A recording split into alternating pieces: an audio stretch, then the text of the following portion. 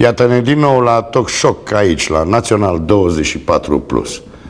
Doamnelor, domnișoarelor și domnilor, în vâltoarea noastră politică dâmbovițeană trecem cu vederea momente extraordinar de importante, chiar și pentru omenire. Iată, cine mai știe că acum câteva zile o rachetă, e greu de spus, o stație spațială, să o numim așa, automată, a coborât pe planeta Marte, că aterizare nu se poate spune. Nimeni. Așa a fost o știre undeva de 2 rânduri. Și pentru că totuși de atâția și atâția ani omenirea se tot întreabă, ori exista, nu ori exista extraterestri, ba mai mult, pentru că aceeași omenire a dat un nume generic eventualilor extraterestri, și anume marțienii, m-am gândit că oricum despre politica românească nu are rost să discutăm și poate n-ar fi rău să abordăm acest subiect. Despre extraterestri, despre marțieni, despre cât și cum s-a preocupat omenirea de a afla dacă nu cumva mai există ceva sau cineva în univers, în spațiul nostru cosmic. Există nenumărate scrieri, încă din vechime. Din ce vechime? Și atunci, sigur, că titlul emisiunii nu poate fi decât despre extraterestri antici. M-am tot gândit pe cine să consultăm, cine ar putea avea izvoare și m-a dus repede gândul, vă amintiți, nu de mult a mai fost o emisiune, nu pe această temă, pe alta, dar m-a dus repede gândul unde pot exista sau unde poate exista izvorul documentării vechimii acestei preocupări umane. Ori mai fi sau nu ori mai fi, cine știe ce, între ghilimele, ființe în univers cu care să ne putem înțelege. Și atunci, sigur că primul care mi-a venit în minte, părerea mea e că între noi români între timp e chiar unicul, este domnul Codrin Ștefănescu, cel care și-a dedicat viața, iată, adunării tuturor acestor izvoare despre ceea ce au gândit înaintașii noștri cu secole, chiar milenii înaintea noastră. Bine ați revenit în emisiunea mea, domnule Codrin Ștefănescu. Ne v-am regăsit. Deci astăzi facem o politică galactică, ca să înțelegem. Exact. Ne gândim, oare om putea face alegeri locale și pe Marte sau mai știu eu ce prezidențiale? În ce sistem îndepărtat al galaxiei noastre? Da. Vreau să începem emisiunea de a fac 2 mici anunțuri. Așa. Eu nu sunt cercetător, deci nu fac cercetare. Sunteți colecționar, așa v-am și intitulat. În colecția mea de carte medievală europeană, la secțiunea eretice, că tot vom vorbi despre subiectul ăsta în această emisiune, sunt lucrări care cuprind această temă legată de vista altor ființe pe pământ din vechime și până prin secolul 17-18. Deci n-a fost numai o fantezie hollywoodiană când se tot vorbea prin anii 50-60, ba chiar au fost și arătați extraterestri. Ceva se pare că totuși există. Da. Nu? Și doi, în ultimii 20 de ani cel puțin, subiectul acesta este tratat numai la modul ficțiune. Adică se fac filme, se scriu cărți, dar niciun document din toate operele din ultimii 20 de ani nu conține nicio informație care se găsesc în aceste cărți medievale, pe care, ca de obicei, le-am adus la emisiunea ta. La vederea publicului. Și eu vă mulțumesc. Pentru că trebuie să le arătăm. Hai să facem așa o sumă. Cam ce vechime au aceste cărți? Toate sunt secolul XVI, deci începutul anului 1500, cu o singură excepție. Pentru că, dinaintea lui Mihai Viteaz, ar fi bine să spunem. Pentru că emisiunea trecută am discutat așa tangențial de la un alt subiect. Era vorba despre poveștile vechi românești. Poveștile românești și am vorbit despre intra la povestea veche românească și povestea legată de observator. Am adus aici această carte imensă, grea, că mi-a cerut să o aduc. Cred că are niște celebra Biblie olandeză sau Biblia Malefica. Malefica? Da, Biblia Diavolului. E un nonsens. Biblia Diavolului. Cum o numesc cei de la Vatican și astăzi, că așa e trecută și pe internet. Care în...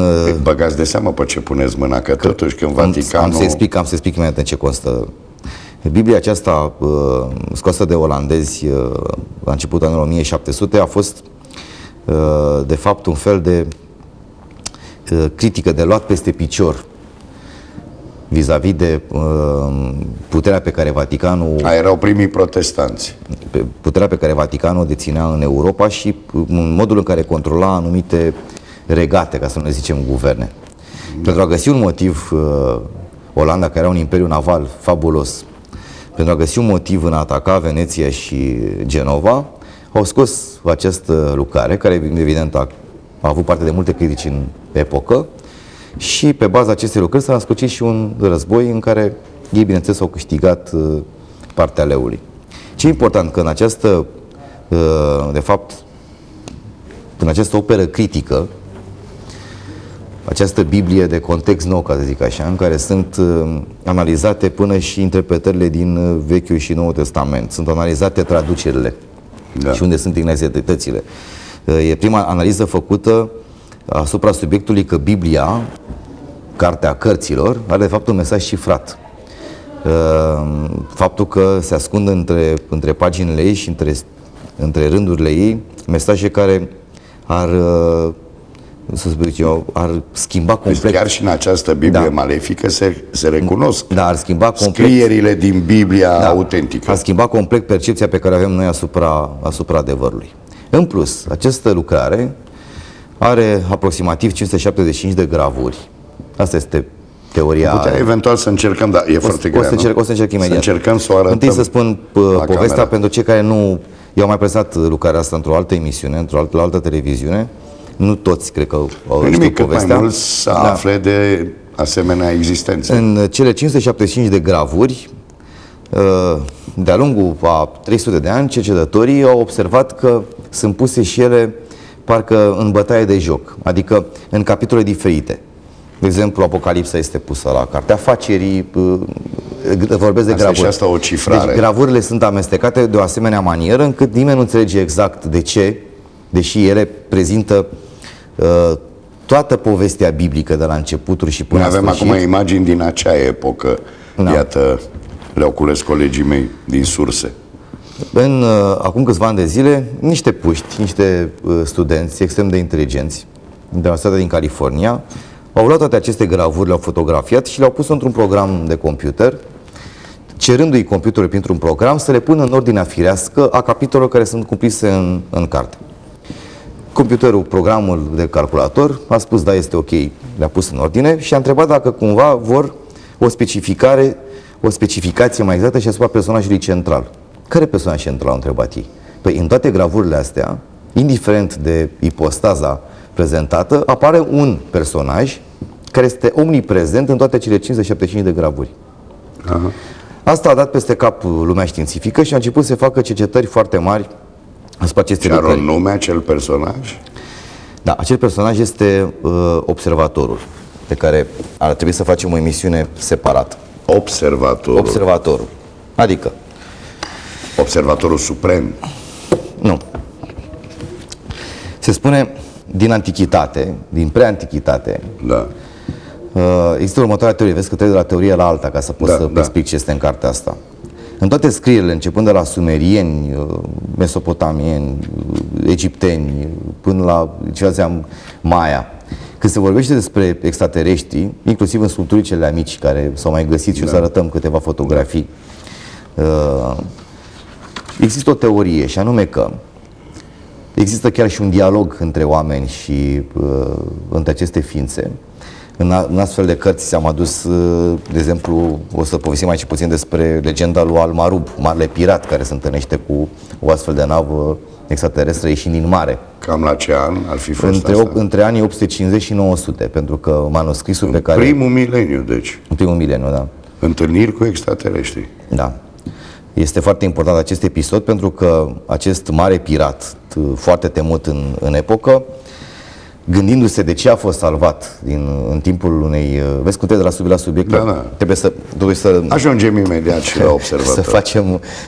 Să facem un grafic în care să începem.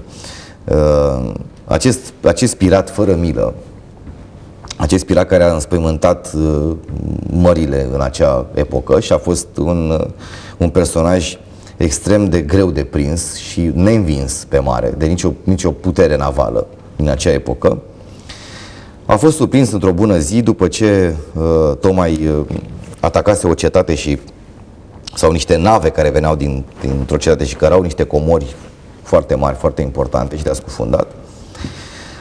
Plecând pe mare, a fost prins de o furtună cum n-am mai văzut. Nici el ca marinar vechi, nici marinarii lui, nici pirații, că erau pe aceste trei corăbii.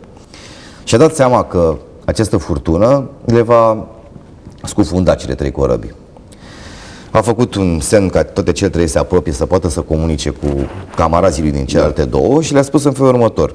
Zice, nu cred că o să scăpăm din această furtună, se vede că va fi o furtună cu valori imense, ceva cum rar, odată la nu știu câte sute de ani poate pe mare se întâmplă așa ceva. Probabil că unii dintre noi vor scăpa. Nu știu, ne ținem de o bârnă, ce se întâmplă după o astfel de tragedie. Cine scapă, timp de 3 ani de zile, se va întâlni undeva înspre zona Maură, unde este Spania acum, le-a dat un punct de reper, un anumit loc, o anumită cetate, un anumit han. Și timp de 3 ani de zile cine scapă, îi așteaptă pe ceilalți. După 3 ani de zile cei care scăpăm ne strângem înapoi și ne reconstruim flota. Da, și flotele Timp de 3 ani, cine ajunge acolo primul stă și așteaptă. Aveați bani ascunși peste tot în lume, deci erau foarte bogați ca pirați. Stați liniștiți și așteptați 3 ani de zile, mâncați, beți până se strânge toată echipa, ca să zic așa, de supraviețuitori. Da. Cât suntem? Dacă sunteți mai puțin de 5, atunci fiecare se retrage și își face de treaba lui. Dacă am reușit să scap și eu, refacem toată echipa. Bun, marinarii foarte curajoși. Deci tip care nu credeau în absolut nimic. Erau pirați. Dar nimic. Deci, conform legendei și conform celor scrise de acest scrib, o să-ți povestesc cum a ajuns povestea în zilele noastre. Iată, acesta este fotografia manuscrisului. Unea dintre ele, pentru că ele au fost permanent rescrise. Da, firește. Pentru că pe vremea respectivă încă nu exista tiparul. Ăsta este una dintre... Vedem dacă reușim, e destul de mic scris, da. Se vede și pergamentul, da? Deci aici... Deci este un pergament din anii 850-900, scris cu cerneală medievală denumită tip Virgiliu, păpile de vițel. Bine, are tot ce trebuie, elemente cabalistice, scrie criptografică și așa, e scris în aramaică. Și în acel loc unde se întâlneau pirații ăștia... Scăpăm o secundă ca să termin despre... Aramaică este limba lui Iisus Hristos. Are, manuscrisul implică și mesaje cifrate, are și simboluri și parabole, de tot ce este necesar epocii respectivă. Are o poveste biblică despre planul lui Haman de a extermina pe evrei din orașul Susa, pentru că erau... Dar în text se vorbește despre legenda lui Almaruc. După acest eveniment în care el scapă cu pirații și am să-ți explic cum s-a întâmplat, după foarte mulți ani de zile bătrân, își dă seama că are revelația de ce a fost salvat de către această navă extraterestră. Am să-ți povestesc imediat povestea.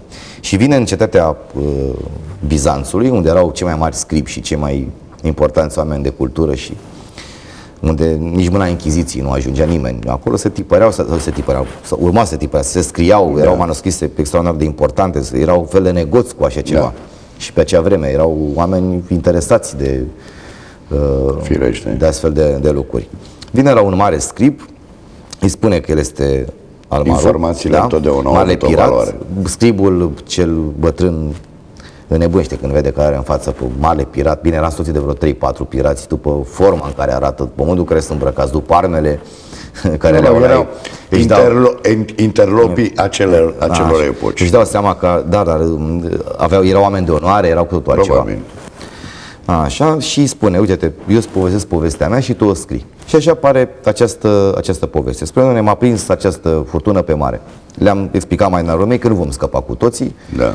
Așa să fie hotărâți în a supraviețui. Lăsăm corăbile și nu știu ce. Începuseră deja să taie bucăți din catarg și ca să poată să salveze pe mare. Zice, asta este. Se întâmplă odată la câteva sute de ani, trebuie să ne se întâmple și nouă, chiar dacă suntem pirații mărilor. Ei nu credeau nici în zeul Neptun, nu credeau în absolut nimic, deci nu s-au lamentat zeilor de ce li se întâmplă tocmai lor un astfel de eveniment. Clar, interlop s-a de. Da. Furtuna începe cu o furie nemai întâlnită și brusc se întâmplă un eveniment. Din mare este un fel de navă de formă conică, Da. deci cu vârful în jos, dar gigantică. Gigantică asta înseamnă la dimensiunea unui mic oraș. Oho. Se așează exact deasupra celor 3 corăbii și în jurul celor 3 corăbii, el nu știe să explice, se formează un fel de zid. Deci el de fapt este un fel de câmp energetic. Da, da, da. Așa, care protejează de valurile gigantice și acea furtună. Adică ei stăteau într-un fel de pâlnie în care apa era liniștită, împrejur se spărgeau, adică vedeau de zidul ăla energetic cum se sparg valuri uriașe de peste 30 de metri care i-au făcut praf. Tăcuți, fără niciun fel de zgomot. După ce trece furtuna, durează câteva ore bune, 8, 9, 10, 11 ore, o furtună incredibilă, fără să pățească nimic cele 3 nave. Când apele încep să se mai liniștească, nava pleacă de deasupra lor, intră înapoi în mare, fără să aibă niciun fel de comunicare cu ei, fără nimic, și dispare. Foarte mulți dintre pirați spun, domne, iată că zei există, zeii sunt cu noi, sunt tot felul de explicații. Necunoscutul îl zeifică. Bun, zeii sunt cu noi, unii se spun că sunt zeii mărilor, unii este zeii soarelui, unii că sunt zeii nu știu unde, zeii vântului, zeii... Fiecare are câte o opinie. Sunt și jumătate dintre ei n-au niciun fel de opinie. Este inexplicabil acest fenomen. Probabil că chiar el, piratul Al-Maruk, este, nu știu, iubit de către entitățile astea fabuloase, de către zeii măilor. Nu. Al-Maruk e un tip foarte inteligent. Deci dă seama că are de-a face cu altceva. Vede nava, vede tehnologia, își dă seama în modul în care se ridică, adică el vede cu ochii lui toate lucrurile astea și explicațiile lui sunt pur și simplu logice. Își dă seama că nu e vorba de o entitate, nu a ieșit un zeu, nu a ieșit Neptun cu tridentul din mare ca să se apere. Ce vorba de o construcție aici. Este vorba de o mașinărie foarte complexă, care depășește cu mult imaginația lui și asemenilor săi. Da. Faptul că l-a salvat, fără să poată niciun dialog, este clar, zice, că a avut un interes. Dar nu pentru mine. Că dacă avea un interes pentru mine, marele pirat, ar fi putut purta un dialog. Mi-ar fi spus, mă, uite, noi suntem zeii și tu ești piratul nostru preferat. Nu. Înseamnă că pe nava mea, sau până de cele 3 nave ale mele, acum când am făcut ultima piraterie și am furat de pe navele respectivului imperiu niște comori, trebuie să fie ceva extraordinar de important, care nu trebuie să ajungă în străfunduri. Ajunge cu cele 3 nave pe insula unde își depozitau ei aceste valori. Asta este ce dictează scribului în Bizanț. Și-au luat fiecare cufăr și spune, domnule, pietre prețioase, perle, smaralde, că nu erau lucrate pe vremea aia, mătăsuri fine, tot absolut. Ce jefuiseră ei de-a lungul tot absolut. timpului. Un singur lucru îi atrage atenția în mod special și începe să realizeze că acesta trebuie să fie motivul. Asta. Un craniu sau? Da. Este celebrul craniul albastru. Asta este craniul translucid, care se găsește acum în Statele Unite ale Americii. Se cunosc între cei 7 exemplare pe Pământ. De fapt sunt 11 și teoria spune că 4 dintre ele ar fi falsuri. Deci, și prezumtiv ele ar fi, eu știu, resturi ale unor extraterestri? Sau? Acest craniu este un craniu uman. E uman? Este uman. Este făcut dintr-un, noi spunem cristal. De fapt este făcut dintr-un metal transparent, de origine necunoscută. Studiile făcute de americani acum anii trecuți arată că aceste cranii, care se cunosc la nivel mondial, găsești foarte multe pe internet. Cu ce scop? Și cei care urmăresc emisiunea noastră, cu siguranță... Cu ce scop ar fi fost făcute? Imediat explic, da. Oare nu ar fi numai opere de artă, poate? Eu știu, a avut cineva această preocupare. Deci pentru cei care sunt amatori vis-a-vis de subiectul acesta cu craniile de cristal, se găsesc foarte multe informații pe internet. Iată câteva. Deci, foarte greu, că sunt imagine destul de mici. Da. Ce pot să arăt? Găsiți pe internet. Da. Este cel albastru închis, cel roșu, cel galben. La ce domeniu ar putea fi căutat subiectul ăsta? Eu știu, extraterestri sau unde? Imediat. Da. În 2 secunde doar să arăt oamenilor ca să înțeleagă despre ce este vorba. Da. Și acum explic în ce constau aceste cranii. Analizele făcute de către... uite, știți ce scrie, de exemplu, pe internet. Există ideea că există 13 astfel de cranii care conțin date istorice despre o civilizație inteligentă care ar fi trăit undeva în adâncul Pământului, dar analizele făcute de americani în ultima perioadă dau toate explicații. Ele au fost găsite pe toată planeta, începând de la America Latină până în Sumeria. Facem repede Așa, o pauză publicitară, n-am ce să fac, sunt presat. Dar rămânem la craniile albastre, acolo unde se găsesc. Nu sunt albastre, au toate culorile posibile. Toate culorile. Nu culoarea este importantă, ci caracteristicile Abia acestor. aștept să aflăm ce cu astea. Iată, m-ați băgat deja în ceață. Revenim în câteva minute, o pauză publicitară. Și ne preocupăm de extraterestri. Iată, antici. Mi-aduc eu ceva aminte că aș fi citit și în cartea cărților. Am să povestesc și eu. Revenim în câteva minute.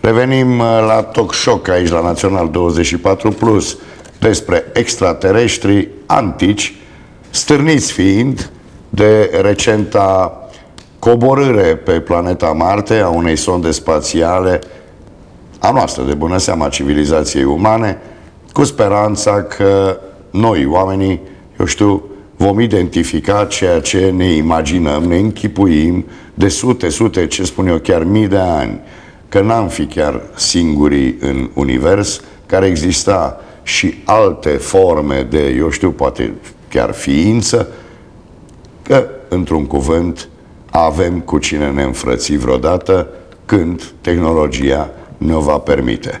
Preocupările, deci, pe această temă au o vechime aproape incomensurabilă, iar dovada se regăsește în câteva izvoare documentare, asupra cărora s-a plecat cu extraordinar interes un pasionat, un colecționar al acestor comori, practic, documentare, nu numai despre spațiu, despre extraterestri, într-o emisiune trecută, chiar vechile povești românești, domnul Codrin Ștefănescu, nu politicianul, colecționarul, posesorul unor izvoare nebănuite. Dar vorbeam înainte de pauză despre... Toate acestea nu caută, eu știu, muzeele să vi le răpească în sensul oferirii cine știe câtor sume din ce în ce mai mare, până o să spuneți da. Unele muzee dețin aceste și acea Biblie malefică? Sigur că da. Pentru necunoscători, da, ele reprezintă niște lucruri incredibile. Pentru cunoscători sunt lucrări care se găsesc în colecții private importante, în muzee importante. De exemplu, din acea Biblie așa numită malefică, câte exemplare ar mai fi pe... Numai în Europa sunt 27. Asta nu înseamnă mult sau puțin? Înseamnă mult. Mult? Sigur că da. Sigur că da. Vis-a-vis de manuscrise care sunt într-un singur exemplar. Deci dacă sunt 27 de exemplare în Europa, cu siguranță mai trebuie să mai fie încă vreo cel puțin 80 în prima parte cu povestea la niște cranii deci de diferite culori. Craniile de cristal. Cranii de cristal. Bun. Ca să trăim repede cu povestea asta, craniile de cristal au câteva proprietăți. Sigur, toată lumea știe despre primul craniu găsit, intitulat Mitchell Hedges, în 1924, de un cercetător într-o expediție în ruinele unei localități maiașe. S-au găsit mai multe de-a lungul timpului și proprietățile acestor cranii sunt simple. În primul rând, nu sunt casabile, nu pot fi topite, nu pot fi tăiate, nu pot fi prelucrate. Sunt formate dintr-un material care, în afară de carbon, restul sunt materiale necunoscute. Adică compoziția acestui metal lichid, acestei substanțe din care sunt făcute. Dintr-un material necunoscut. Necunoscut, da. Deci sunt denumite de cristal, așa că sunt transparente, este probabil. Ca într-un film SF scos anii trecuți, când este supus acest craniu unei cercetări de laborator și apare acolo carbon și începe un nou, adică toate sunt necunoscute și observ că elementele necunoscute sunt mai multe decât cele aflate pe tabela lui Mendeleev. Bun. Iar ele provin, va să zică, din a doua jumătate a mileniului 1, anul 600, 800. Nu, ei sunt descoperite în diferite perioade. Important la ele este următorul lucru, că făcut testul cu carbon asupra acestor cranii, s-a descoperit că unele au de la 36.000 de ani vechime, deci testul cu carbon îți spune când au fost confecționate. Și acum atenție, până la 500 de milioane de ani vechime.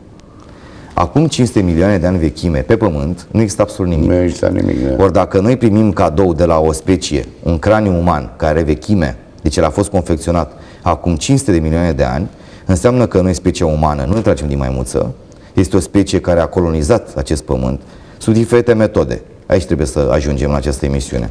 Chit că este una dintre variantele scoase de prea-antici care spune că am fi o colonie penitenciară, pedepsită.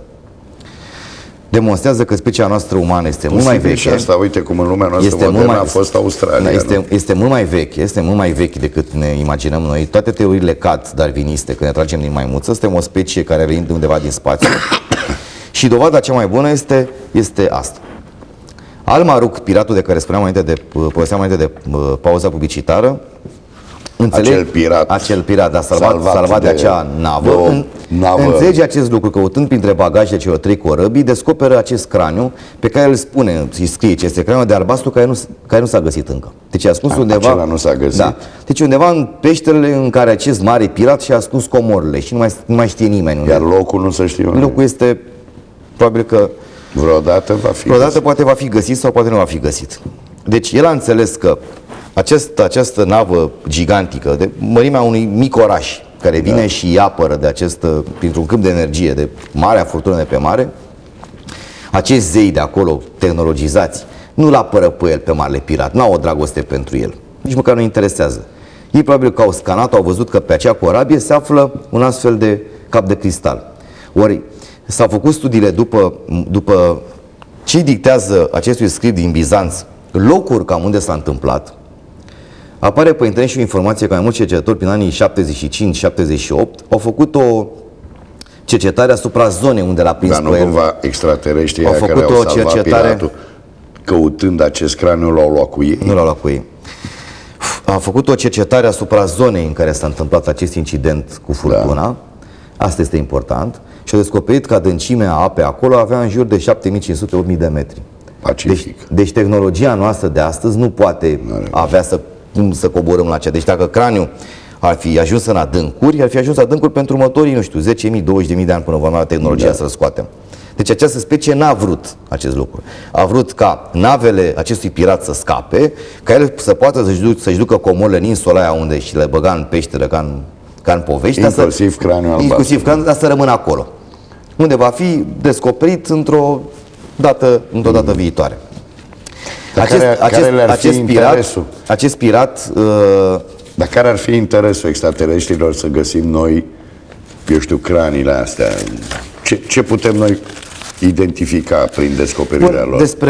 Sunt o grămadă de povești. Ei există. Numai dacă vorbim despre ele facem o emisiune. Da. 2 emisiuni facem. Despre proprietăți. Aici sunt pe internet. Se discută pe internet cei interesați găsesc inclusiv ecuații matematice. Testele care le-au făcut pentru lumină, cum este particularitatea fiecare la lumină, cum poate difuza lumina, ce înseamnă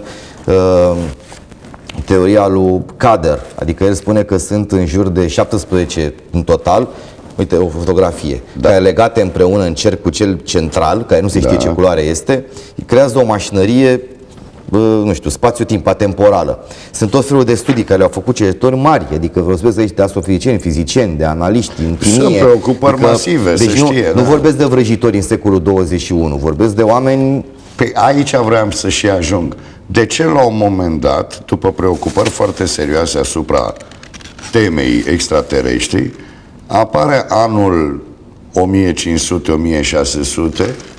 când biserica se opune violent oricărei cercetări, declarați fiind eretici cei care se preocupau de așa ceva și vrăjitori mai ales. Ce era o vrăjitorie să te interesezi dacă nu cumva este extraterestri? Mi se pare stupid. Pentru biserica catolică din Europa și dominantă, și în timpul Inchiziției, orice astfel de subiect era considerat eretic, pentru că dacă vorbeai de extraterestri sau vorbeai despre o femeie frumoasă, ce mai discutat subiectul ăsta, vorbeai despre demoni. Da. Totul era demonic, totul era satanic. Era un amalgam. Lucrurile erau foarte simple. Poate într-o emisiune să-ți prezint câteva din manualele de tortură ale Inchiziției și regulamentul. Da, aia au fost îngrozitoare. Da?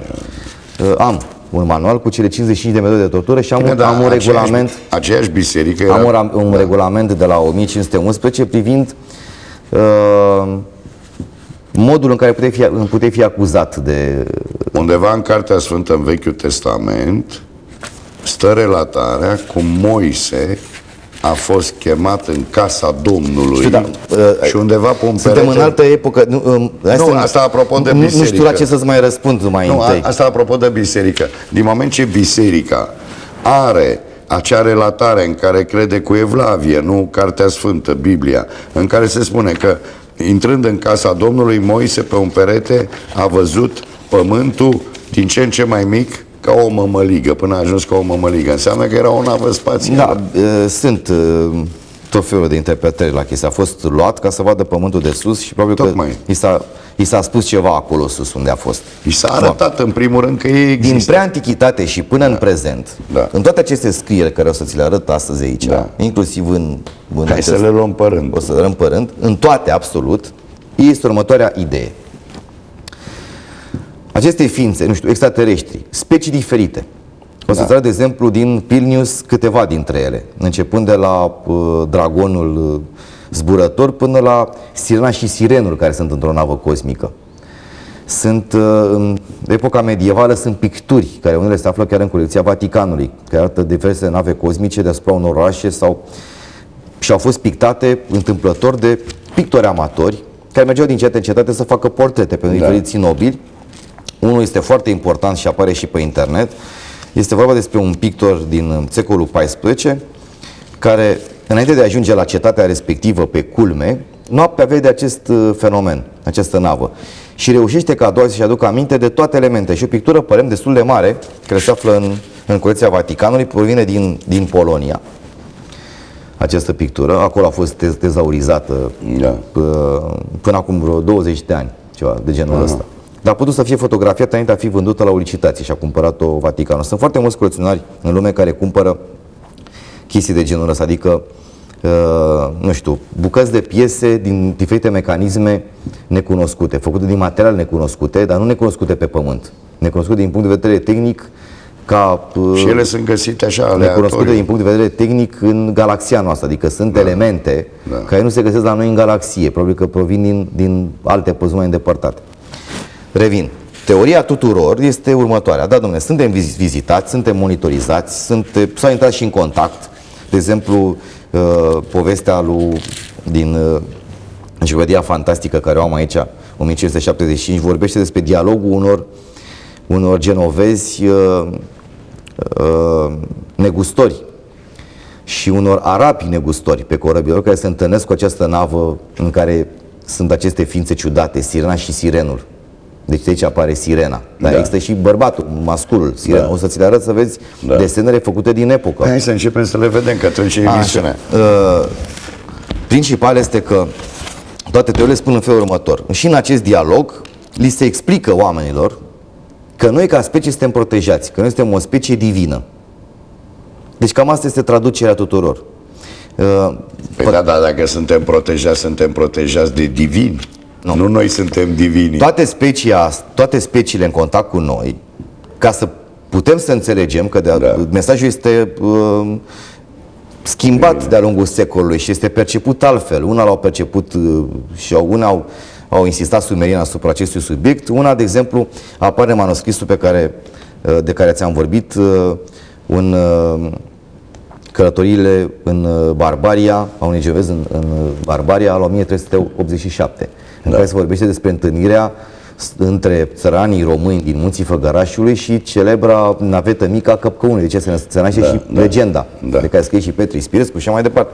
Sunt o grămadă. Deci, iată un eveniment petrecut în Carpați. Este simplu. Și în acest eveniment, în acest manuscris care se află în colecția mea, și îmi fac acum o traducere cu Oreste pentru mai multe publicații internaționale. Este scris într-o slavonească străveche care este foarte complicată. Sunt între 82 și 84 de pagini. Și cine mai cunoaște acea limbă? Cunoaștem, avem încă experți și încă ne pricepem să traducem. Ideea este simplă. Ca să înțeleagă toată lumea. Sigur că țăranul român, când aterizează acea mică navetă pe pământ, are de-a face cu un căpcăun, de fapt un trimis demonic. Da? Erau credincioși. Domnul este Satana pur. Dar există fesi frumoși care vin să dea bătălia cu el, cu săbile, să îl omoare pe dracu, pe balaurul și așa mai departe.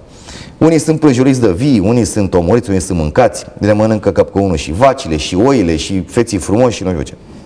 Bun.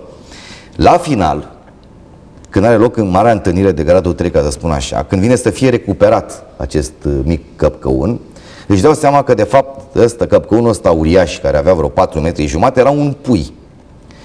Și că speciul este mult mai mare, adică speciul are 30 ceva de metri, sunt giganți, numai că sunt foarte inteligenți.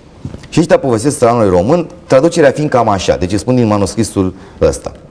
Spune, noi parcurgem spațiul, este ca în, nu știu, ca în Star Trek, ai văzut, merg subspațial, au plecat de aici și brusc au ajuns în alt punct. Acum stau și încarcă motoarele subluminice, bun, SF, pleacă mai departe, este o tehnologie. Întâmplător au ajuns în sistemul nostru solar, întâmplător. Una dintre nave, făcând o scanare asupra planetei noastre, văzând cât în mișcare este. Deci nu sunt din sistemul nostru solar. Deci au ajuns întâmplător în sistemul solar. Întâmplător, poate erau din altă galaxie, întâmplător. Pentru un salt, spațiu, timp, e mai puțin important. Important este evenimentul legat de noi. Ăsta este important. Că tehnologia lor, să o discutăm acum, habar n-avem. Suntem departe, imaginația asta este departe infinit față de ce au ei. Evident suntem departe, că altfel ajungeam noi la ei, ce povestesc ei despre noi? Zice, noi am făcut acest salt în subspațiu, așa, și am ajuns întâmplător, calculat de computerul nostru, în sistemul vostru solar. Nu știam că existați. Una dintre navele noastre mari, fiind curioasă, scanându-vă pe voi planeta și văzând că trăiesc aici niște milioane de indivizi umanoizi, al care ADN este mai complex decât al nostru. Deci faceți parte dintr-o specie mult mai complexă decât a noastră. Curioși cum, da, complexitatea voastră, adică voi aveți în gena voastră gena spațiu-timp, gena refacerii moleculare, aveți o grămadă de lucruri fabuloase. Stați și vă bateți cu arcurile și cu stăbile. Nava a fost curioasă și a intrat mai aproape de sistemul vostru solar ca să scaneze mai bine Pământul. A primit un semnal în codul matematic că nu are voie să se apropie, de nu se știe de la cine, de unde. N-a ascultat acest mesaj și a fost distrusă. Computerul navei în momentul respectiv, asta e traducerea care ți-o fac acum în limbajul nostru modern. Da? Nu în limbajul străvechi, acolo este alambicat până înțelegi. Computerul navei, că e ca într-un SF normal. A avut timp însă să teleporteze niște mici capsule copiii. Să salveze copiii. I-a trimis în spațiu. Una dintre capsule însă a fost defectă și a luat traiectoria spre Pământ. N-a fost distrusă de sistemul care ne apără pe noi. Și a aterizat direct în Munții Făgăraș. 3 ani de zile i-a terorizat pe țărani. 3 ani de zile în care navele celelalte stăteau deasupra Pământului pe o orbită și încercau să comunice cu sistemul care ne apără pe noi matematic, care depășea tehnologia lor, să le permită să-și recupereze pruncul. Asta este ideea. Matematic, cel ce ne apără sistemul ăsta, nu îi lăsa. Și tehnologia invizibilă care ne apără pe noi este de asemenea manieră încât tehnologia lor nu făcea față nici măcar o secundă. Asta seamănă cu la un moment dat, imediat, cu asta termin povestea, dar termin povestea acum. La un moment dat, primesc totuși, până la urmă, găsesc o cale de comunicare matematică cu acest sistem invizibil și primesc ok-ul pentru a ateriza pentru câteva ore ca să-și ia copilul. Și aterizând acolo găsesc pățanii strânși cu micul mare, iarăși, nu știu câta asalt era al țăranului curajos român cu permisiunea nu se știe de la cine au primit-o, la o forță. De la o forță care a vorbit matematic, în limbajul binar, 0-1-1-1-0-0-1, ăsta este. Ăștia aterizează, își iau pruncul și probabil că printr-un sistem, că asta nu mai sunt, și acum există, translator automat, ai văzut, vorbești în orice limbă și traduce în chineză sau din chineză. Vreau să fac, scuză-mă o secundă. Cu asta închei, că durează 30 de secunde, dialogul cu țăranul, că ăsta este de fapt important. Și explică țăranului român, care este șeful acelui sat venit cu topoare și cu furci, că își cer scuze pentru comportamentul copilului, care adevărat are un singur ochi și copilul ăsta, în loc să plângă cum plâng pruncii voștri, când plânge aruncă un jet de plasmă. Așa e specia noastră. De-aia v-a ars pădurile, fezi frumoși și caii și vacile. Mănâncă și el ce poate, că e un copil, e cum ar fi un copil de 4 luni la voi, de 5 luni, că nu are... Să fie avut ei programe de traducere? Da. Îți dai seama. Evident. Pentru că... Bun, își cer scuze țăranului român și îl iau pe la mic și au plecat. Probabil că au plecat cu flota lor. La distanță de 20 și ceva de ani de acest eveniment, acest genovez bogat care vine în Barbaria să cunoască, că noi și în hărțile lui Ortelius în acea epocă apăream ca o pată albă, Dacia, Barbaria, ții minte, deci vine în Barbaria. Ascultând această poveste, este curios ca să meargă să vadă în munții Făgărași acolo sus, unde era zona unde țăranii nu mai călcau, că era de pământul diavolului. Da. Da? Valea diavolului, era între niște munți. Și un puștulică pe vremea respectivă, acum 20 de ani, care stătea cu moși strămoșul lui de mână când a avut loc dialogul cu Cristian și a fost prezent, zice: dom'le, eu am curaj, pentru o pungă de bani te duc acolo, fără probleme. Și Genovezul vede ce a mai rămas din acea navetă mică înfiptă în pământ, pune mâna pe ea și scribul lui, luat din țara românească, scrie acest lucru. Și așa apare în acest exemplar. În Călătoriile unui genovez în țara Făgărașului, 82 de pagini, în Barbaria, pardon, 82 de pagini legate de incidentul din țara Făgărașului. Bun.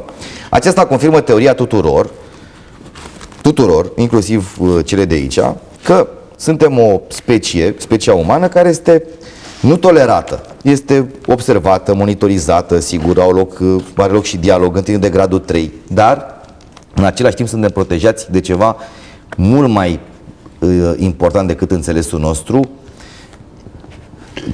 care nu se spune, ne apără, ne oferă o oarecare, nu garanție, pur și simplu ne păzește de orice fel de imixtiune străină. Aha. Iar ființele acestea care vin,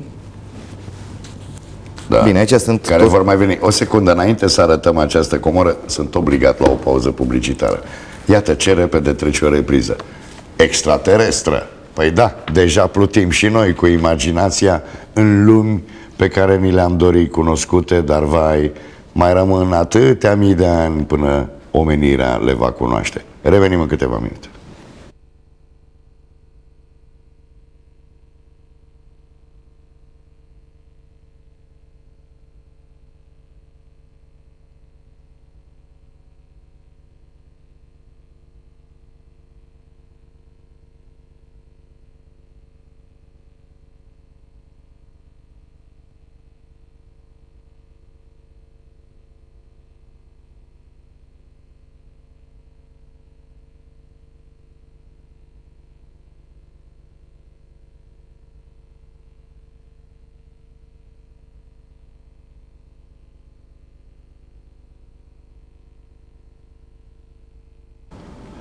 Continuăm Talk Shock aici la Național 24+, împreună cu domnul Codrin Ștefănescu, un colecționar pasionat de tot felul de scrieri, iată, și despre extraterestri antici din epoca noastră, privind primul mileniu, anul 600, 700, 800, chiar mai devreme, chiar ceva mai târziu.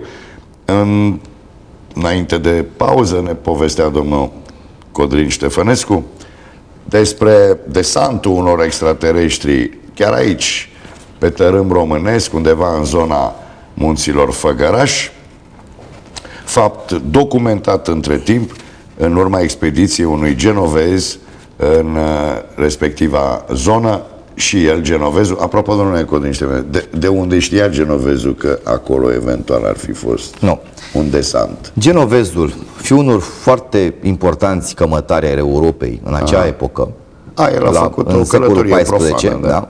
După ce și-a slujit tatăl, fiind fiul cel mare în toate războaiele posibile și fiind și corsar, și a dat bani cu împrumut Imperiului turc, mai multor regate. Deci genovezii erau cunoscuți ca mari cămătari. Da?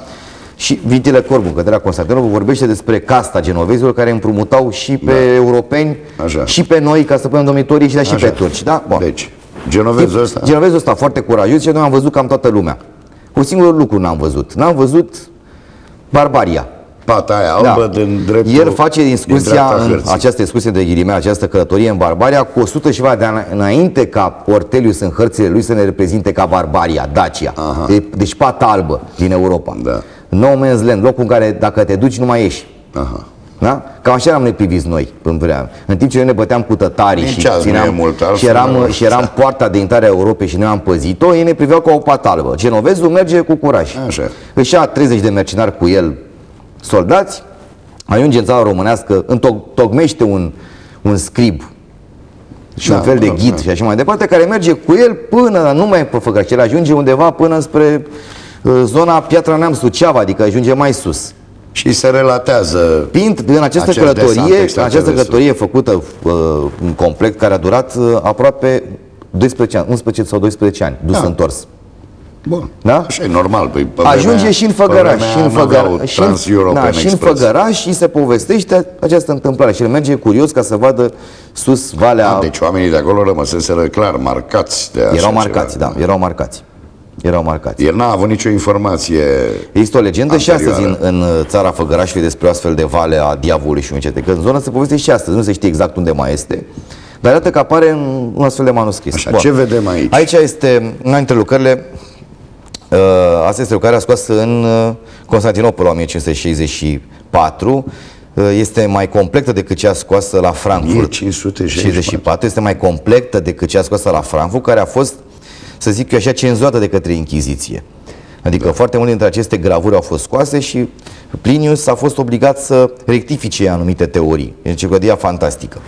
Aici, nu știu dacă cât se va vedea. Să vedem dacă poate un transfer. Iată, aici avem figura domnului Codrin Ștefănescu. aici avem sirena și sirenul. Da? Bun. Sirena și sirenul care circulă cu această navă, dacă observi. Ea are forma unui balaur, dar are... Ce vedem noi are o vechime de 500 de ani. Această navă, uite, scoate aburi, scoate, nu știu ce este, făcută din metal. E un lucru foarte important de ținut, că această specie de aici, circulă cu această navă. Și acum vă citesc un paragraf. Doar. În ce limbă e scris? În latină. Spun aproximativ, da? Da, da, sigur. Aproximativ. Deci el povestește ce zic acești negustori. Da. Zice în felul următor. Deci, pe scurt, ca să nu spun că... Da, sigur. Are loc un dialog. Acest siren, de aproape tipologie umană și un ce care vine cu un fel de apă înghețată care zboară pe deasupra apei. Deci naveta lui, cum să spun eu, este făcută dintr-un material invizibil. Vine până aproape de navele lor, sunt 6 nave. Și le spune că îi roagă să nu ia pe acel traseu. Aha. Da? Zice, oricum, zice, știu unde trebuie să ajungeți. De unde știi, întreabă unul dintre cei curajoși de acolo? Păi, am auzit ce vorbiți, noi auzim, monitorizăm ce vorbiți pe navă. Sunteți la nu știu câte grade distanță. Sunteți departe puțin de traseul vostru. Trebuie să faceți mai așa. Ați luat-o pe un traseu unde nu trebuie să ajungeți. Comunicau în limba respectivilor. Da, deci le-a spus în limba lor. Da. Faptul că nu știu, dacă erau arabi, dacă erau olandezi, dacă erau genovezi, personajul ăsta vorbea în limba respectivă, nu știu. Aici e miraculos cum de reușea să comunice. Am spus la începutul emisiunii că acum, în secolul nostru, s-a descoperit un translator universal. Ți-l pui pe masă, pui casca în ureche și eu vorbesc în chineză și te auzi în românește. Tu îmi vorbești în românește și eu aud în chineză. Este simplu. Astăzi. Deci tehnologia Fantastic. este nimic față de tehnologia lor. Da, da. Problema este că le-a cerut acest lucru. Mai târziu, la câțiva ani distanță, acum îți povestesc, o altă navă insistă să treacă și uite ce pățește. Deci este această ca un fel de submarin, dar este tehnologie interzis, da. Așa, le face nava, le scufundă, nu știu cum să o arăt. Da. Nu se poate da imaginea mai mare puțin. Se transfocalizează. E o lucrare foarte rară dacă observi, Doru, că toate gravurile sunt pictate manual. Fantastic. Deci toate astea nu sunt nu aveau culori. Deci clar, sugerează un submarin care torpilează practic o navă. Iată una dintre subiecte de inspirație a lui Jules Verne când a scris despre Nautilus. Da. Da? Da, ține cont că această lucrare este cu 4 secole mai devreme. Asta mă gândesc, o fi avut acces la Sigur că da, a avut o bibliotecă fabuloasă Jules Verne, fabuloasă în domeniul ăsta. Deci el n-a făcut decât practic a conspectat. Bun. Aici povestește despre supraviețuitori. Supraviețuitorii sunt nu într-o corabie, au scăpat, făcuți pulbere toți. Este vorba de 4 nave. Capitanul acestui convoi insistă să treacă, zice că nu crede în astfel de zei și mai departe, e cu crucea în mână, are preotul lângă el, spune, piei satană de aici, păi ăștia zic, tu ești nebun, ți-am zis că n-ai voie să emii pe traiectoria asta. Bun, le scufundă navele. Dar nu și... s-a spus de ce e interdicție. Imediat. Da. Și imediat îți arăt și gravura respectivă, e pe aici pe undeva. Ăla plutind mai mulți după ce au fost cuvântate navele, descoperă despre ce este vorba. Este vorba despre un munte din fier, zic un munte din fier, care de fapt este un oraș plutitor care a ieșit din apă. Din apă. Se pare că acest oraș al lor avea niște defecțiuni. L-au scos pentru a-l repara. El era Și atunci, submarin orașul. Deci nu submarinul ăsta. Asta era una dintre navetele Zic care... orașul, zic, era submarin. Da, adică sub apă. și zbura ca și conul, și putea să ca zbura. și conul de care vorbește piratul al Maruc Așa, în am anul înțeles. 850. Deci este și submarin, poate și zbura în spațiu, este e o universal. tehnologie complexă. Și se defectase. Se pare că avea o defecțiune. Este o explicație logică dată de Plinius, că n-au altceva, din relatările martorilor oculari din epocă, da? El ajunge acolo pe butucul ăla mai mulți și observă că îi repară, că se întâmplă ceva, este o mișcare pe acest munte de oțel. Deci se duce și în Europa povestea cu muntele de oțel și unceiată și apare și în povestea românească. Făt frumos a dus până la muntele de oțel. S-a îmbrăcat Elena Costânzeana cu condurii de oțel ca să se ducă până la muntele de oțel. De ce să-i fi interzis accesul acolo? Pentru că ar fi văzut această tehnologie. Ei ce le-au cerut? Schimbați ruta. Atât le-a cerut. Deci cererea a fost simplă. Vă rugăm, schimbați ruta. Dar omenirea oricum nu era în stadiu de a prelua acea tehnologie. Nu. Dar iată că unul dintre, ca cum ți arăt, unul dintre cei care scapă pe acel butuc, Așa. din fericire, este pictor. Și a pictat ce vedem Ai noi înțeles? acum. Și vine și pictat. Deci ei analizau lucrurile astea. Dom'le, dacă îi lasă treacă pe oamenii ăștia, cu siguranță poate să aibă un desenator sau un pictor pe una dintre nave, că sunt nave de negustori. Da. Se duc și din oraș în oraș. Nu crezi că acum gravura. Și se răspândește. Da. Și undeva se întâlnește priceputul care ar putea pune în practică. Nu, lasă urmașilor posibilitatea de a interpreta astfel de lucruri. Asta seamănă cu lumea noastră, când se stabilesc arealele interzise, nu? În diferite zone ale lumii n-ai voie să intri, pentru că acolo se întâmplă lucruri secrete. Da, o să încerc să găsesc gravura respectivă, o să fiu uimit. Este adevăr un munte în care vezi ferestrele, vezi platformele de aterizare pentru diferite navete mai mici. Dom'le, de ce este făcut? Aproximativ, nu... Da. Este o întâmplare care probabil s-a petrecut în începutul secolului XVI, 1510, zic, 1515. Da? Ca la 1564-1565, Plinius să strângă toate informațiile, toate poveștile și toate relatările și toate picturile existente și așa mai departe, să le strângă într-o această Și acele picturi lucrare. antice de prin zona Persiei, parcă și acolo găsim izvoare ce sugerează. Da, nu, dar sunt picturi care nu sugerează, spun pe față. Dacă te uiți, de exemplu, puțin la egipteni, Exact. au costume de astronaut clar pictate, au nave cosmice clar pictate. Sunt o grămadă, bine, sunt informații pe internet cu duiumul legate de astfel de picturi. Sunt mii de fotografii, inclusiv la pictura pe lemn, din perioada secolelor 13, 14, 15, 16, 17.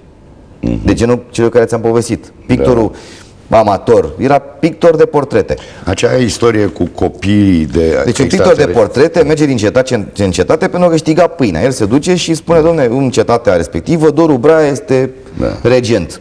Mă duc și eu la stăpânul și spune, stăpâne, ai nevoie și tu, că la curte fiecare rege primea și alchimiști, și circari, și pictori, și poeți. Era distracția în epoca medievală. Ia, tu fă-mi două, trei poeme, tu fă-mi niște scălâmbăi, distrează-ne, joacă o piesă de teatru, tu pictează-mă, că așa au rămas picturile medievale. Ăsta era pictor. Știa că regele respectiv era foarte încântat și căuta de mult un pictor talentat ca să facă portretul soției lui cele tinere în sfârșit. Se duce. Noaptea prinde pe culme, jos. Deci mai avea de parcurs, să zic așa, 2-3 ore până la cetate, dar deja se noptase. Da. Și împreună cu cei care venise în caravană, că erau mai mulți, și negustori, și saltimbani, și circari, și poeți, și tot felul. Să ne grăbim că nu mai putem intra prin munte, că fuge timpul. Bun, o rachetă extraterestră. În următoarea pauză pe cer o să caut ca să vezi muntele ăsta. O să încercăm. Și în acea noapte, în acea noapte are loc evenimentul de care ți-am spus, vine acea navă. El din memorie o pictează a doua zi pe o bucată de lemn. Da. Conform datelor de pe internet, este vorba de 62 pe 37 de centimetri, bucata de lemn, care este aflat într-o colecție a unui castel în Polonia. Și după căderea comunismului s-a vândut la o licitație internațională. Există o fotografie și pe internet. Bun. O altă lucrare extrem de interesantă. Astea sunt îmbrăcate în piele? pergament. Pergament? Da. Și toate erau așa Une dintre... cu încuietoare. Da, încuietoare. O lucrare, nu știu dacă ai auzit, Froben a fost unul dintre cei mai mari tipografi ai epocii și cam tot ce a fost, cam 80% din cărțile interzise, din cărțile eretice, au fost tipăite de către el. El a avut o tipăință secretă și în Bizanț. Era o castă, era un grup foarte puternic care îl sprijinea pentru a face pentru a tipări aceste lucrări și toți autorii interziși sau toate ideile interzise avea grijă ca să poată să vadă lumina tiparului. De ce? În spatele lui, acestui mare tipograf, au stat regi foarte importanți, oameni foarte grei la nivelul european, războinici importanți, nu știu, împărați, că dau această comandă. Și cărțile au fost într-un tiraj foarte mic, numai pentru bibliotecile lor. Adică, ție ca om simplu ți interzicea să ai acces la aceste informații, dar eu trebuia să le am. Și atunci, Froben trebuia ca să întipărească. Asta se întâmpla în jurul 1500 și, de exemplu, asta e o carte de la 1511. Aha. Da? Deci are peste 500 de ani. Este vorba despre... Fix. 1511 fix. 500 de ani și un an. Da. 501 ani. Deci peste 500 de ani. Fantastic. Aici este o colecție de povești iudaice și grecești. Deci o colecție de povești iudaice și grecești despre zei. Da. Bun. Povestea e următoarea. Că această narațiune, deci este o narație despre întâlnirea cu zeii, nu despre zei. Deci nu despre zeii grecii antice. Nu despre zeii falși pe care iudeii îi criticau. Nu. Despre întâlniri. Toată această lucrare este plină numai de povești. Despre caravane care merg prin deșert cu mărfuri și se întâlnesc cu niște ființe extraterestre, de diferite. Da. Unele sunt colorate, unele sunt formate din fum. Aceste lucrări stau la baza inspirației, de exemplu, 1001 de nopți. Aha. Poveștile lui Sinbad Marinaru. Poveștile pe care le spune Harun al-Rashid sau care îi se spun, Marele Calif al Bagdadului. Toate poveștile astea, cu covorul zburător, cu nu știu deci ce... provin din întâlniri cu extraterestri. Da, cu banda de metal care ți-o pui pe frunte și ajungi într-un punct al altul al pământului unde vrei tu. Explicabil, că o întâlnire cu un extraterestru, bineînțeles că e fascinantă, rămâne impregnată. Aici se povestesc despre lucruri reale, pe care ei nu le înțeleg, unde sunt cel puțin de la 50-60 de martori în sus. Deci e vorba despre martori foarte mulți. Toate însă aceste lucruri sunt numai pe pământ, nu sunt pe mare. Deci nu are nicio poveste legată față de relatările de dinainte care erau maritime. Deci toate sunt și mai ales aproape 70% dintre ele sunt legate de deșert, unde caravanele de negustori străbăteau în lung și în lat pentru a face negoț. În deșert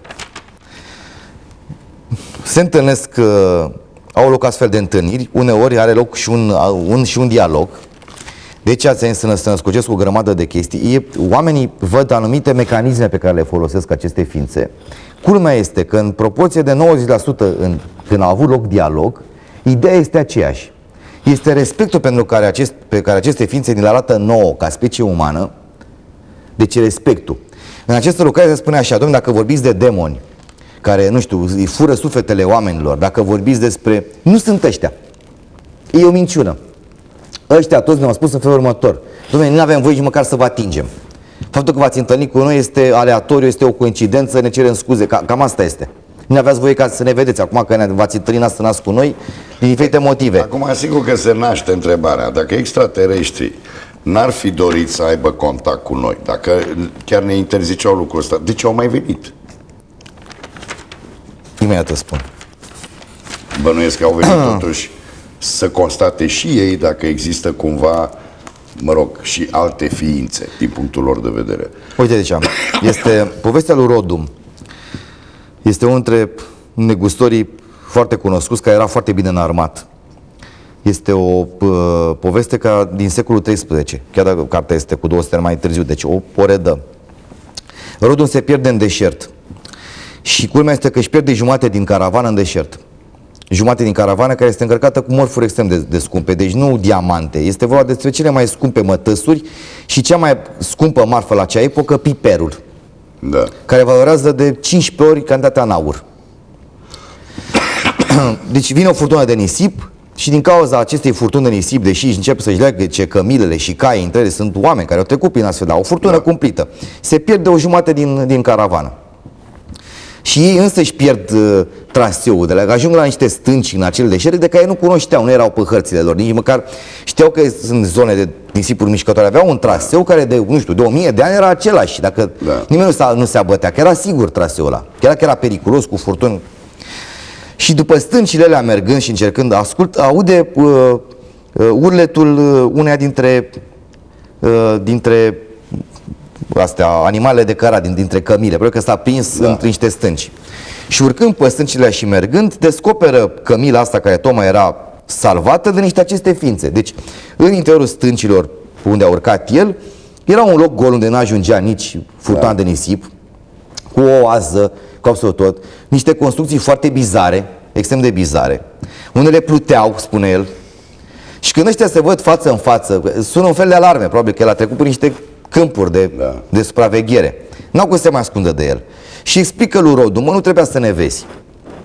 Da? Îți uite, te ajutăm să-ți refaci caravana și așa mai departe, să o refaci. Te rog eu frumos, pleacă de aici, îi creează un anumit, nu știu, câmp de nisip, spune ei, adică cum a fost ea cu Moise, a ridicat marea, știi? Da. Un fel de câmp de nisip pe care să nu vezi unde te afli, mergi pe acest drum fără să vezi în stânga și dreapta până în punctul tău. Aici totul s-a oprit și din punctul tău nu mai știi de unde ai fost, ca să nu poți să mai ajungi a doua oară. Acum du-te cu caravana ta liniștit, unde vrei să ajungi, în Bagdad sau unde vrei să ajungi. Ok. Deci el imerise accidental.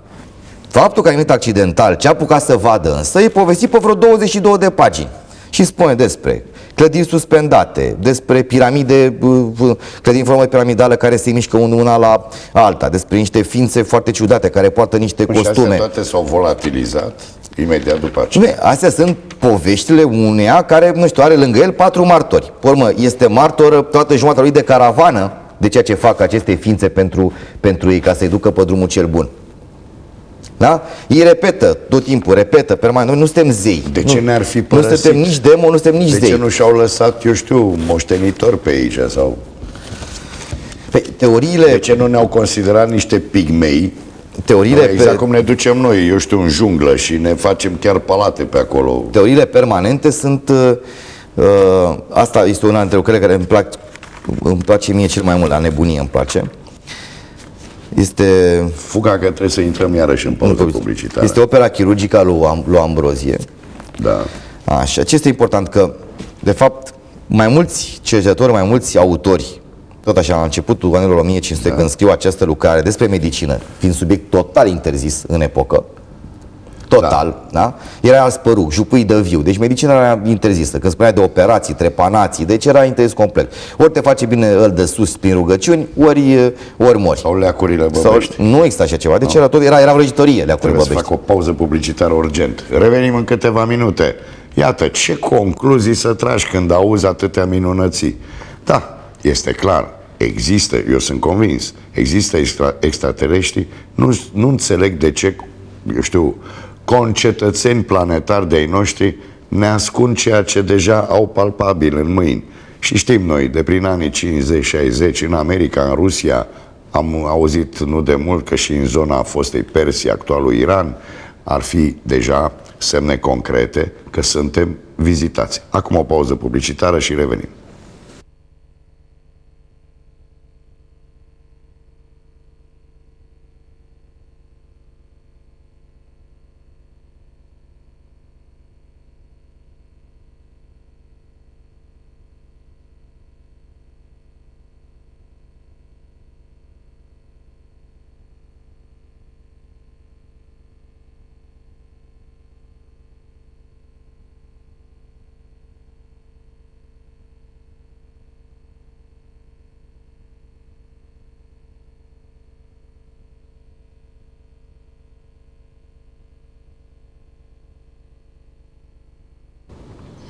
Ultima parte, talk shock despre extraterestri antici, am putea spune, într-o discuție extraordinar de interesantă cu discuție. Asta predispune doi parteneri. Eu ascult aici ca un elev silitor ceea ce ne relatează domnul Codrin Ștefănescu, un extraordinar colecționar care, iată, în scrieri cu o vechime de 5-600 de ani, cărți cu aceeași vechime, descoperă relatări uluitoare pentru noi, cei profani, dar care ne evidențiază clar perspectivele de acum 5-600 de ani asupra lumii de astăzi și foarte multe lucruri se confirmă. Să mergem mai departe. Bun, vorbeam despre viziunea asupra viitorului, ca să demonstrăm. Această lucrare este scrisă la 1596. Anul este jos. Ambrosi Pa. Deci pentru cine cunoaște, bine, mulți cunosc și lucrarea.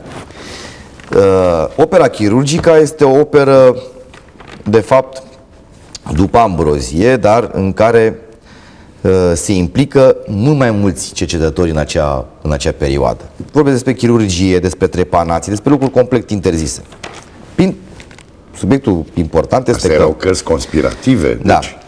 Este plin de gravuri, adică aici arată tot, începând de la, uite, primele operații și așa mai departe, primele trepanații, primele încercări de a se face bine, despre ochi, despre acestea, apare prima dată scheletul explicat, primele instrumente chirurgicale, da? Da. Deci și toate astea erau interzise de societatea de atunci. Nu este subiectul, eu arăt doar așa ca să înțeleagă toată lumea care se uită la emisiunea noastră ce important era această lucrare în epocă. Sunt instrumente care sunt în cercetare și astăzi de către specialiști. Se folosesc, Da, adică sunt inspirate din epoca respectivă. Da. Bun. La un moment dat apare un capitol în care mai mulți medici mari, interziși, au niște vise, nu pot să zic premonitorii, parcă primesc un fel de mesaj. Deci eu m-am trezit în visul meu într-un laborator. Unul spune că a văzut oameni, unul spune că n-a văzut oameni. Deci nu mai știu minte exact. Important este ideea. În acel laborator, undeva în viitorul al tehnologiei, mi s-a spus așa: doctore, cum te cheamă pe tine? Tu încerci ca după fiecare război, când ce omul își pierde o mână sau un picior în timpul luptelor, să încerci să îl faci bine. În primul rând să-i suturezi rana, să-i creezi o mână din lemn, așa, sau un picior din lemn și așa mai departe. Uite, îți dăm noi niște idei. În viitor, dacă vei putea să reții dintre elementele care ți le dăm noi, vei putea să faci lucrul ăsta. Și fiind, pentru prima dată, deci la 1594 sau 96, deci 1500 și apar câteva gravuri legate de mâna pozitronică. Deci uite tot.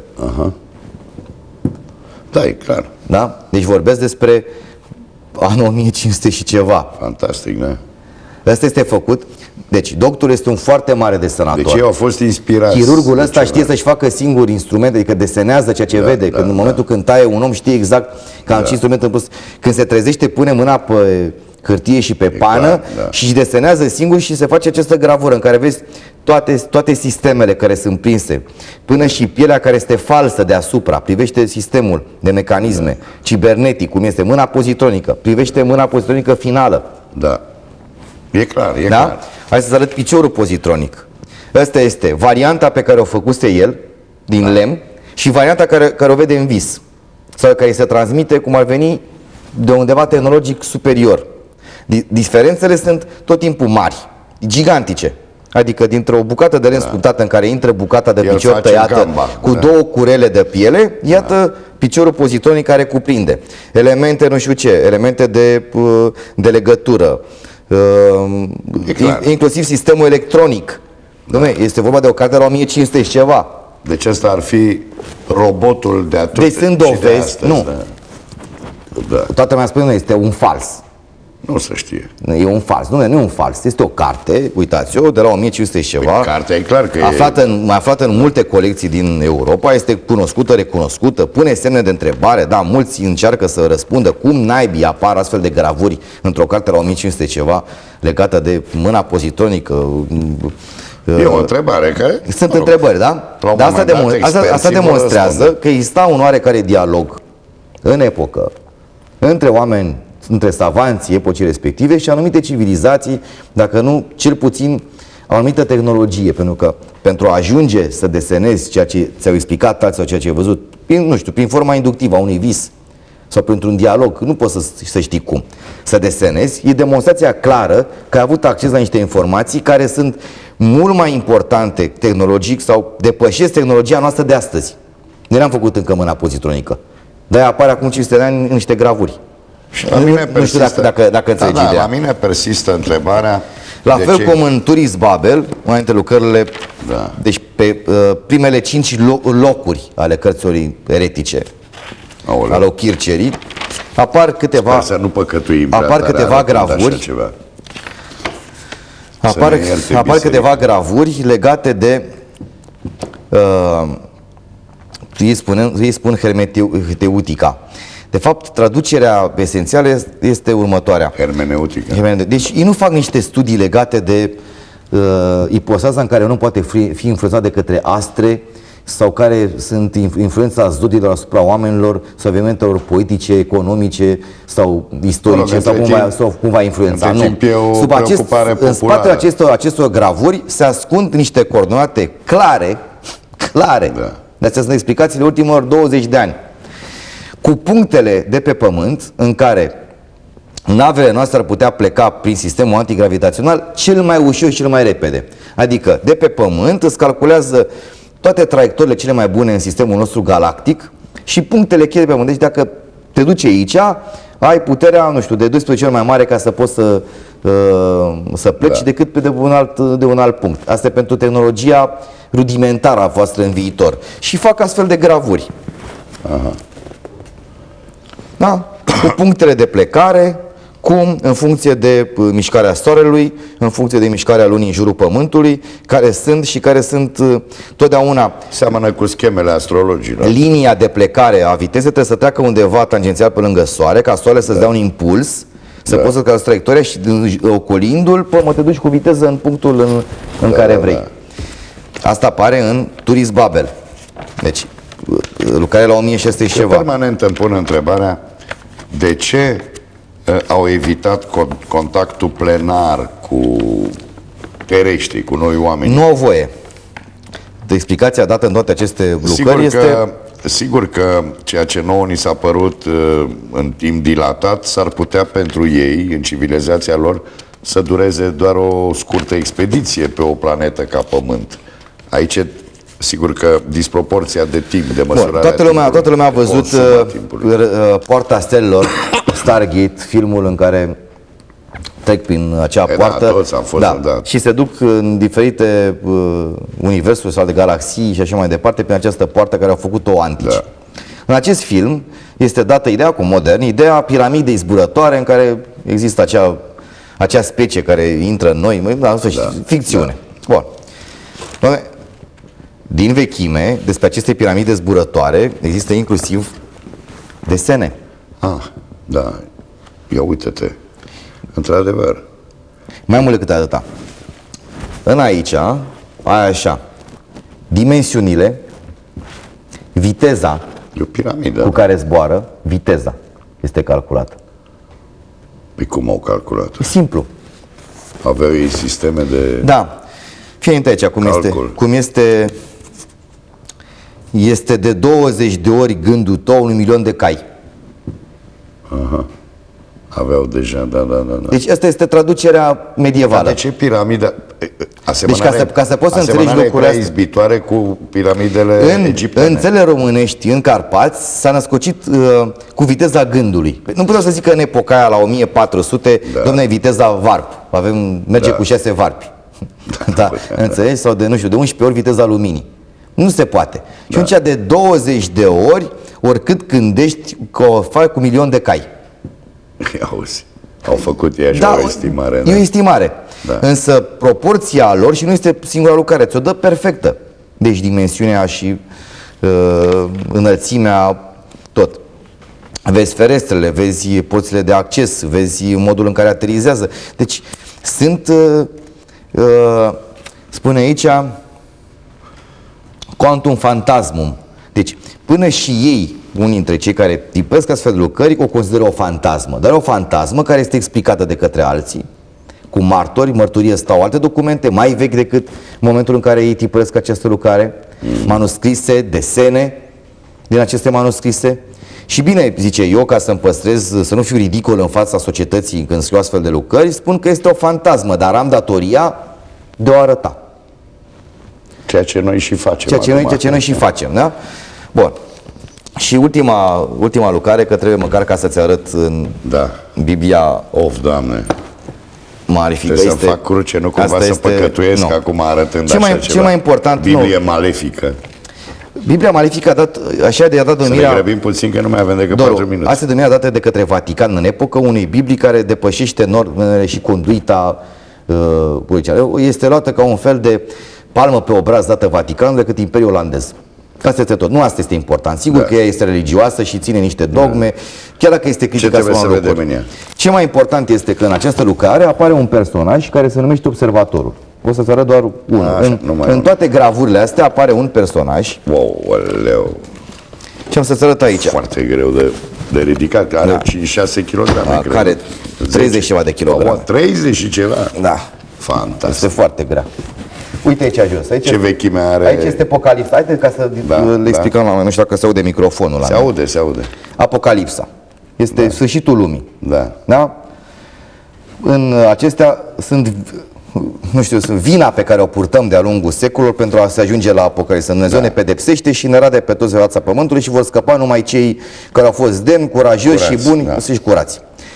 Moartea care este aici și rânjește, se urcă peste cadavrele tuturor, toată lumea încearcă și regii să ceară îndurare în genunchi în fața morții, nimeni nu este salvat. Un singur personaj care este în picioare, în toate, și notează.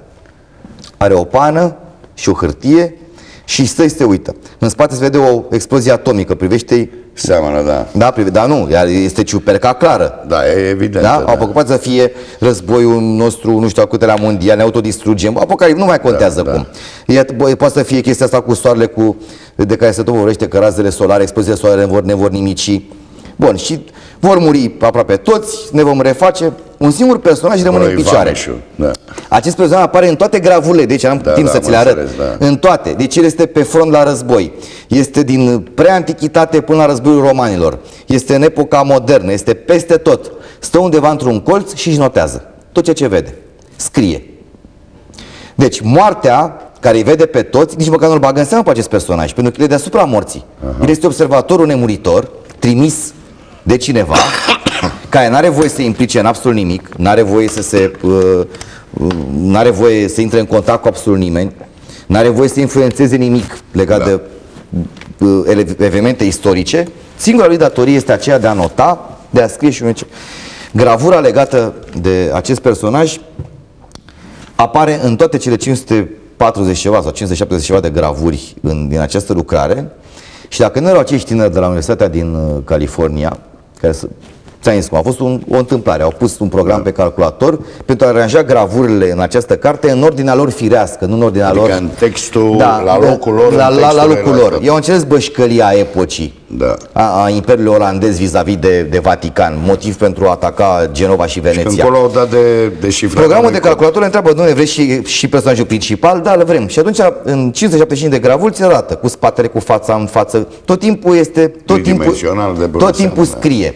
Mai mult, au făcut un program și se găsește pe internet în care acest personaj în toate gravurile atât de bine este creat, încât este parcă creat pentru epoca noastră, pentru a putea face o vedere tridimensională a lui. Adică îl poți crea prin acest program cu totul. Îi vezi fața, profilul, spatele și tot, și poți să-i dai acum prin acest program conturul. Ori să faci acum 300 de ani acest lucru. Să lași mesaj pentru noi, pentru viitor program de calculator. De unde se știa acum 300 de ani că vom avea calculatoare care se poate să facă acum pentru cei de peste 300, 400, 500 Nu lăsăm nimic. Din păcate nu lăsăm nimic. Lăsăm politica. I-au lăsat pentru că au crezut în lucrurile astea, au avut anumite contacte, erau pe vremea aceea savanți deschiși la minte pentru nu mai au decât 20 de secunde. Și ne-au lăsat niște mesaje care trebuie deșifrate. Mulțumesc pentru participare în emisiune, Codrin Ștefănescu. Eu sunt fascinat, ce spun eu, copleșit Moto acestei emisiuni: nimeni nu are putere împotriva adevărului decât pentru adevăr. Ne spune Apostolul Pavel în epistola a doua către Corinteni, capitolul 13. La 25 octombrie 2011, din fața Parlamentului Reunit, Majestatea sa, regele Mihai I, la 90 aniversare, ne-a spus: România n-am moștenit-o de la strămoșii noștri, ci am luat-o cu împrumut de la copiii noștri. Până săptămâna viitoare, din nou sâmbătă, la ora 18, nu uitați îndemnul meu, măcar din când în când câte o rugăciune. Doamne ajută!